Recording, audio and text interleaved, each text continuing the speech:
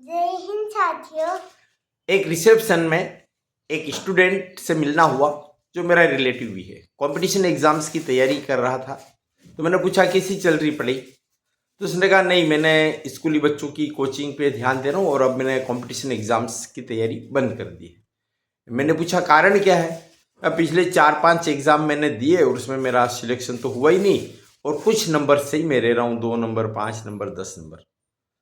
तो मैंने कहा 2-5 छोड़ अगर 20 और 50 और 100 नंबर से भी रहे तो भी तैयारी करनी चाहिए। जब आप 4-5 कंपटीशन एग्जाम दे चुके हो तो आपके नॉलेज का वो लेवल बिल्टअप हो जाता है, आपके अंदर वो एक्सपीरियंस हो जाता है, आप वो सारा सिस्टम समझने लगते हो, पढ़ाई का, रिदम का, किस तरह के क्वेश्चंस आएंगे।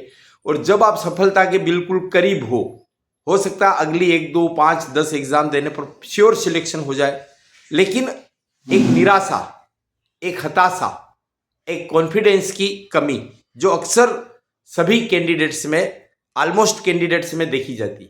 अब अगर उसने स्कूली बच्चों की कोचिंग शुरू कर दी, कमाना शुरू कर दिया, वो अपने लक्ष्य से क्या हो जाएगा, भटक जाएगा।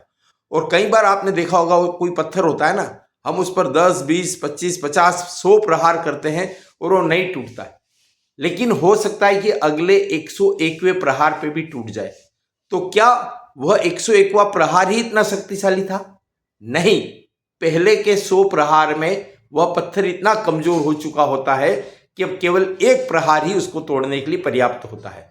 तो आपकी एग्जाम की तैयारी इतनी अच्छी हो चुकी होती है कि बस अब आपको कुछ प्रयास, कुछ अटेम्प्ट्स, कुछ और करने की जरूरत होती है और सक्सेस आपके कदमों में होगी। इसलिए एंड टाइम पे ये जो रवैया है कि आप हताश हो जाओ, निराश हो जाओ, अरे लोग तो 40-40, 50-50 एग्जाम देने के बाद भी सिलेक्ट हुए हैं। अगर आपका रुझान नहीं है, आप अपना प्राइवेट स्टार्टअप शुरू करना चाह रहे हैं, आप अपना निजी व्यवसाय शुरू करना चाह रहे हैं, नो प्रॉब्लम।